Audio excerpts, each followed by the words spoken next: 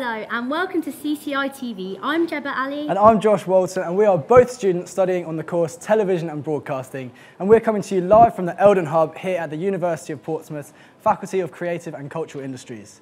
In today's show, we're going to be exploring the subject of teaching, which is pretty fitting considering we're here at a university. So here is what's coming up on the show. We'll be finding out from both an IT teacher and textiles teacher in Portsmouth what their job involves and the training they undergo.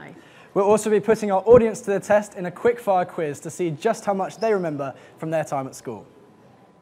We'll take a look at the different types of teaching methods from all around the world using our specially made Courtyard World Map.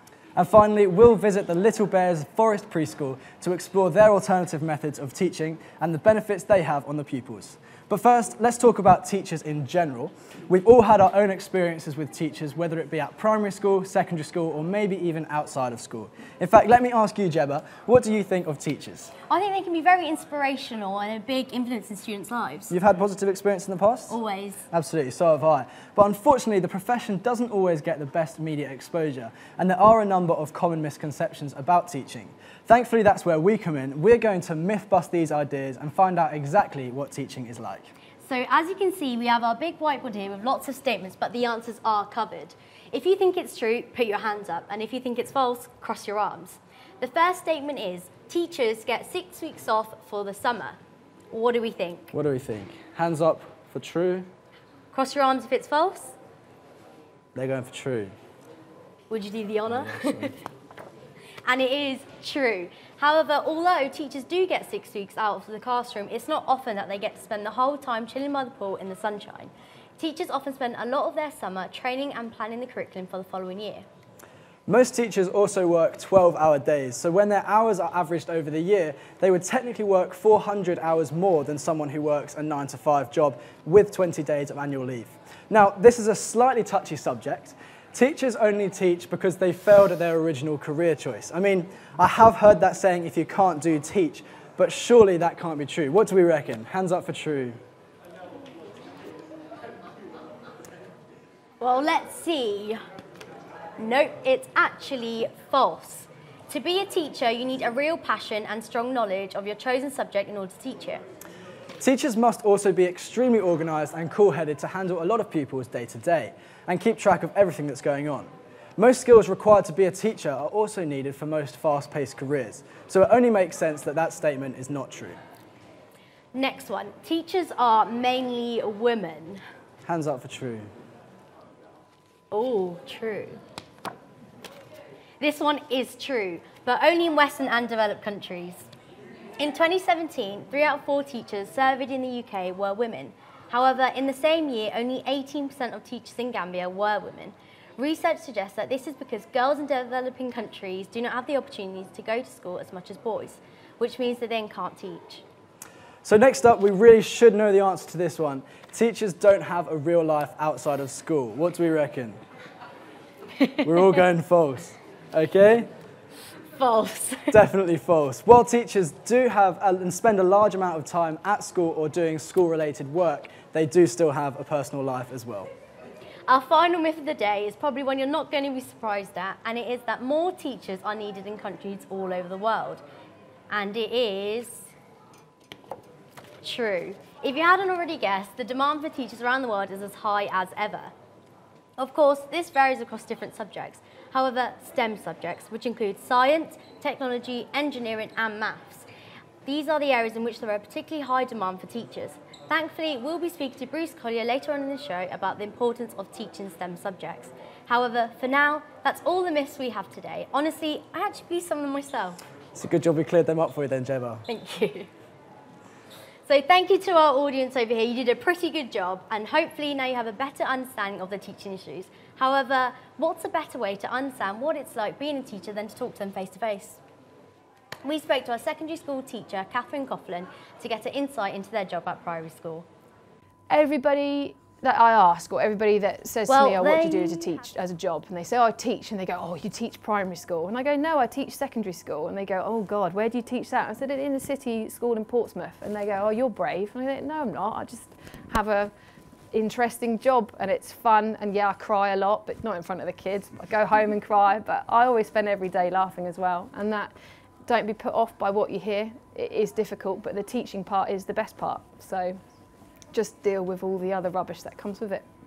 The most fun and rewarding part of my job. So most teachers will say, oh, it's when the kid gets something and it it just becomes, oh, what you've taught it. But usually the most rewarding part of my job is just kids saying stupid things that just make me laugh, and just, it is nice obviously when they learn something, and doing a creative subject when they produce something that is more extraordinary than what I can produce. That's rewarding but also terrifying, because I have to try and mark it or make it or help them do anything like that. But really it's just being able to laugh every day.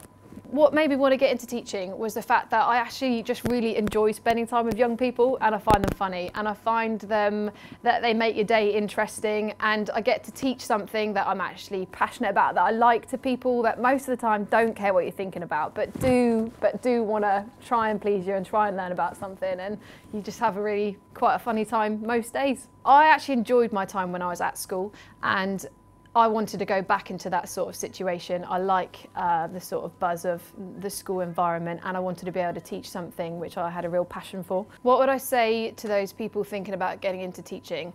Don't be put off by everything you hear. Yes, teaching is really hard, but teaching is really, really rewarding and really fun. And you often get to work with an amazing bunch of people in your department, and you get to spend time with kids that are having awful times or kids that are having amazing times, and you do make a difference to them, and they make a difference to you as well, really. It's nice. It's good. Well, there you have it. You heard it here first. That was amazing. It was very interesting to hear from Catherine and Catherine. And their roles have given me a massive appreciation for the work teachers undertake on a daily basis. As we've seen, some school teachers work tirelessly to provide us with valuable knowledge to prepare us for the future. However, it got us thinking, how much of what we were taught at school can we actually remember? We put together a series of questions based on primary school knowledge with help from 11-year-old Abby and 4-year-old Max to see if our wonderful studio audience actually paid attention in class. This is Revision Precision.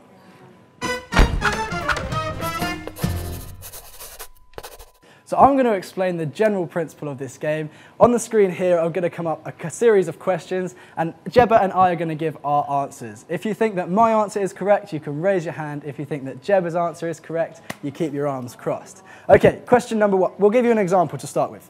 The first example is... What is 2 plus 2? Perfect. So if I said 4 and Jebba said... 6.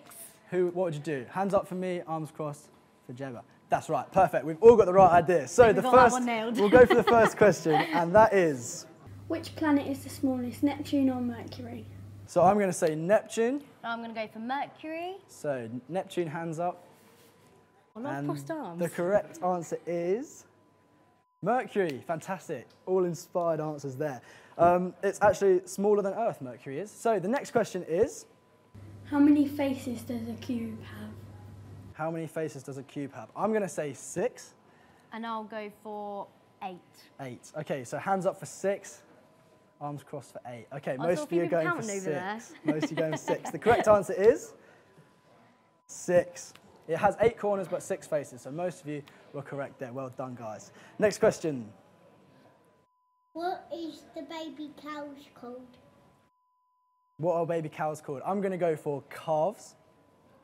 Cowlets. I'm pretty sure they're called cowlets. Yeah, all right, hands up for calves, arms crossed for cowlets. Nice one. Most of you going for calves. Again, the correct answer is calves. Correct, nice one. The next question. What letter is located between E and T on a keyboard? Which letter is located between E and T on a keyboard? I'm going to go for P. I think it's R, actually. R. Okay, hands up for P, arms crossed for R. We've got 1 P. The correct answer is R. I was On QWERTY keyboards, R is between those letters. So well done to most of you there. I think we've got another question for us. Coming up. In which part of the body can the longest muscle be found? Okay, which part of the body can the longest muscle be found? I'm going to go for the leg. The leg. I think it's the arm. Okay, Definitely hands up for leg. Well, most of us going for leg. All right, nice. The answer is... The sartorius. Okay, so it's in your leg. So if you hands up, you got that one right. Nice one. The next question is... How many wives did Henry VIII have? How many wives did Henry VIII have? I'm going to go for 7. 6. 6. Hands up for 7, arms crossed for 6. Full house on 6. Are you Nice confident? one. The correct answer is 6. 6. Can you remember how the poem went? Divorced, beheaded, died. Divorced, beheaded, survived. Fantastic. I think we've got another question for us. What is the highest mountain in the UK? The highest mountain in the UK. So I think there's quite a few mountains in the UK. I'm going to say Snowdon. Snowdon. In the UK, Ben Nevis. Ben Nevis. Okay, I'm going Snowdon and Jeb is going for Ben Nevis. Hands up for Snowdon. This could be interesting. Oh, we've got a mixed house. Okay. Do we have any other suggestions of high mountains in the UK? No, okay, it's just those two. All right, no worries. The highest mountain is Ben Nevis. All right, cool. So a few of us got that one right. So thank you very much to our audience. That mountain is 1,345 metres tall. Well, I think it's safe to say we did listen very well in the classroom, well, at least some of us. So we know what it's like to be a teacher and that we do actually remember some of what we learnt in school. Now it's time for us to go over to the CCI studio where Tom will be using our virtual classroom to give us more information about the best possible routes into the teaching profession.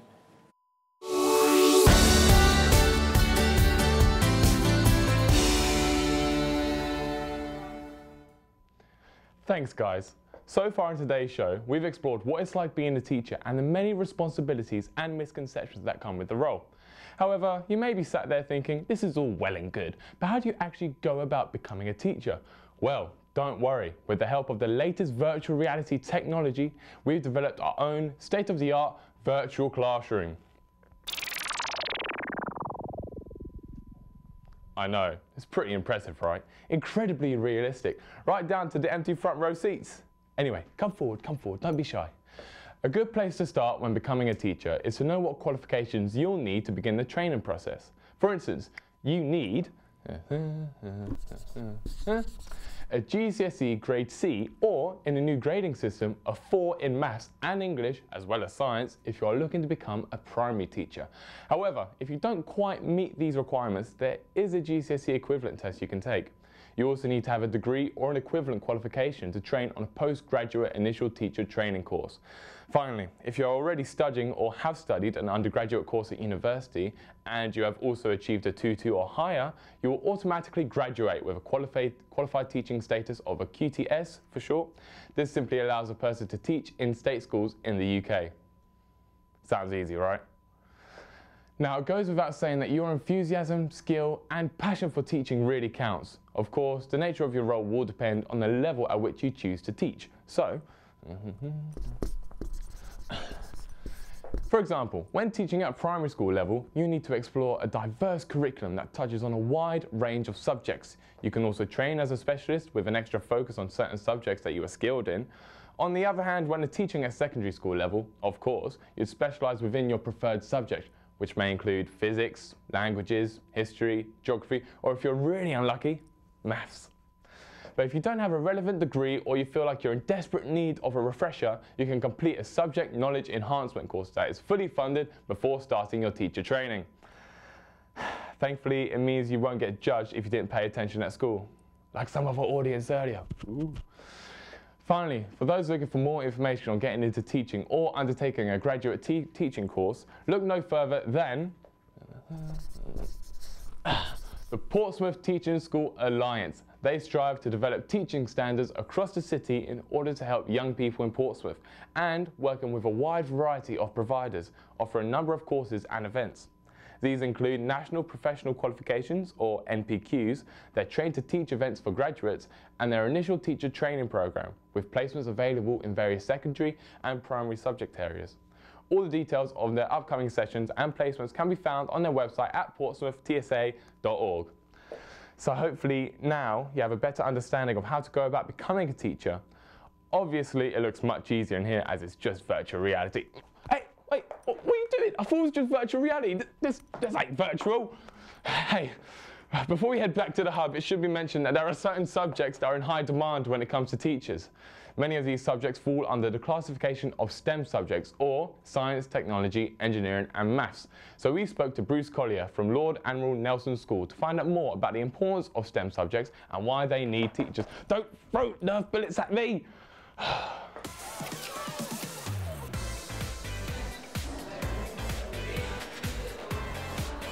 The thing with STEM subjects is they're so important to real life. There's all these different amazing parts of our world where they're a driving force in technology. So I'm currently 2 years into being a fully qualified teacher. I have something called QTS, which is Qualified Teacher Status. So there's a year of training, a year of NQT, another year, and now I'm on this year. So it's kind of 3 and a bit years. England is the first country in the world to make computer science a core subject. As a result of that, there's just a shortage of computer science teachers because there's just not enough of us, enough people who want to become teachers who are in their industry. And because the primary schools are upping their game, we here at secondary school, we're upping our game as well. But we need more teachers to come to help the primary school. We need more people from industry to come and help up the game of primary and secondary and eventually college courses when that wave of core education gets there. So my after school club started off as a place for kids to come and muck about on the computers, so try and do a bit more coding to get some extra help. And then we got sponsorship from Airbus and they gave us £200 worth of Lego Mindstorms equipment. And we took that to a national competition called Young Engineers. It's turning into an esports league because esports is this big thing where people can earn big money in the real world from streaming. So we're currently developing in school one of the first esports leagues in the country. There is an esports league for grown-ups, but this is a secondary school one to encourage team building, to encourage hand-eye coordination, to encourage communication skills. We've got 30 computers in here and sometimes we'll have 40 children trying to get on the computers. They're trying to play, they're trying to learn. I just love that moment when you teach someone something and you can see that light bulb go off in the back of their brain. They're like, now I get it. And when that kid gets that thing, it's such a great feeling.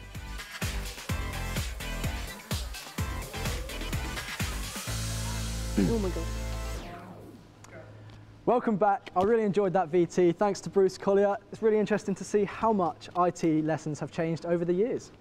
So as you can see, we are not in the Eldon Hub anymore. We are here in a specially made Courtyard World map.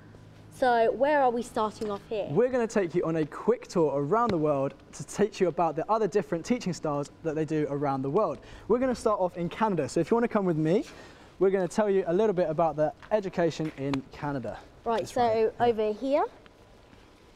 Here we are in Canada. Canada actually has no universal curriculum. It is taught to fit the local area and embraces the uniqueness of the local population. It's the curriculum focuses on the specific needs of the students, which means there is no pressure to conform and there is no pressure to compete with neighbouring communities. Well, we could take a few tips from them then, can't we? We could indeed. Where are we going to next, Gemma? Josh, we are now going to head over to Russia. So if you follow me, just around here, short brisk walk. So now we are in Russia. Russia only teach core subjects, so things like journalism, music don't exist over there. So our course wouldn't even exist in Russia? Nope, I'm sorry, but it doesn't. School always starts on September the 1st, whether that's a Saturday or a Sunday. How do you feel starting on a weekend? So you'd have to go to school on a weekend? Yep.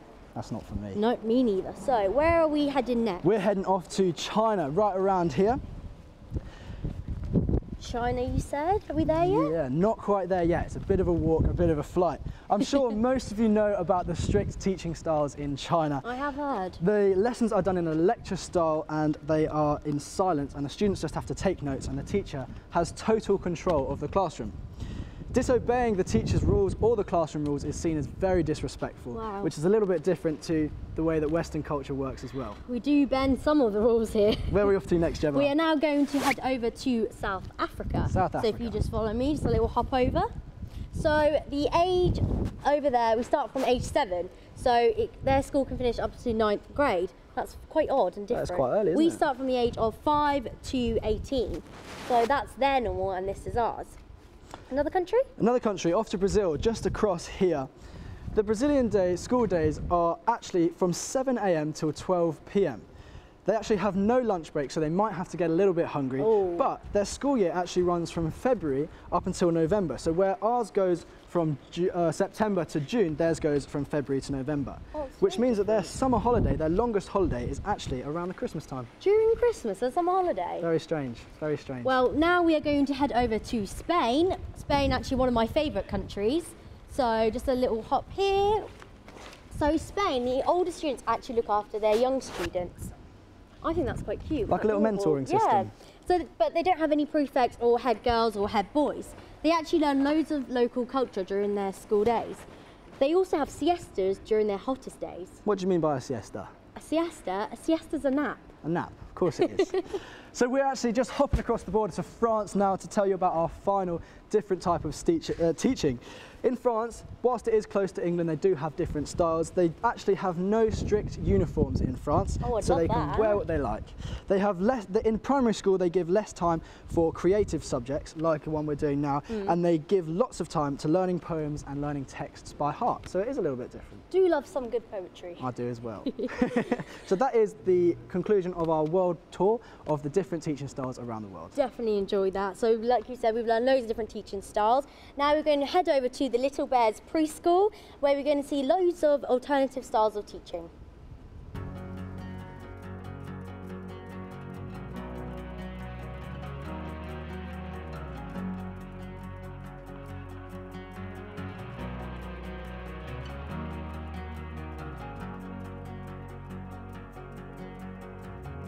Our ethos here is whatever we do inside, we should be able to do outside. We facilitate our environment to reflect all of nature and the experiences that children will need to experience in collaboration, friendships, having fun, learning, problem solving in the outdoor environments. When I started in early years, some 15 years ago, it was based within a church hall, and it was a very traditional experience for the children where you covered all the areas of learning, numeracy, literacy, art, all those things that again children need to learn, but very much indoors. We have the facility inside, but it's really outside that the magic happens. You know, we have no behaviour issues. When I meet up with colleagues and it's like, oh, they were fighting. You get them outside, they're in the zone. Where am I? What am I doing? And it's just, early years children, they need to be outside. They need to get outside.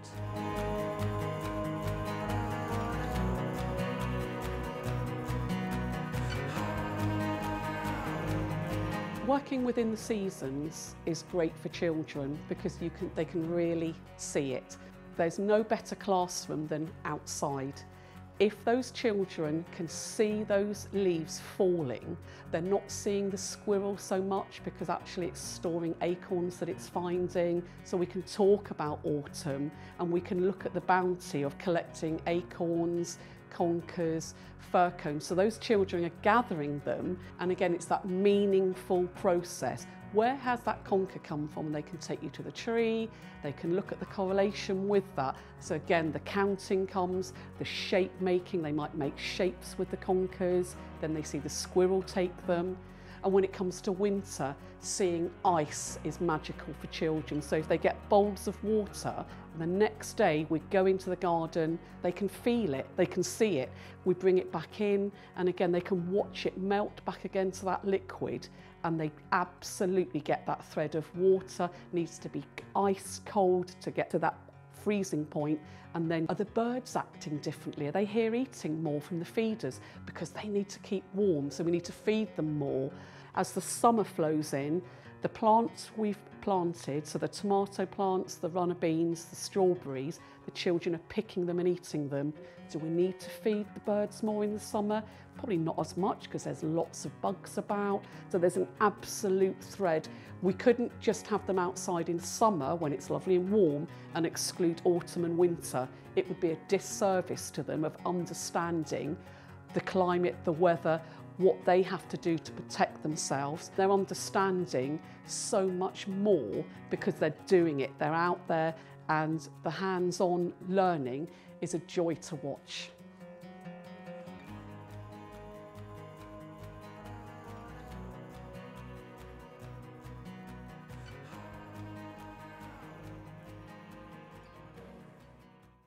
I absolutely love that. I tell you what, I'm a little bit tired from teaching, from taking everyone around the world, telling them about their different teaching styles. Catching those flies. Warmed up though, it's pretty cold out there. It's nice to be back inside for sure. So I think that style of teaching is amazing, and you can tell it's definitely effective. I'm honestly struggling to understand why there's been such a massive drop in those wanting to become a teacher. I remember it being a dream job when I was at school. What about you? Yeah, similar.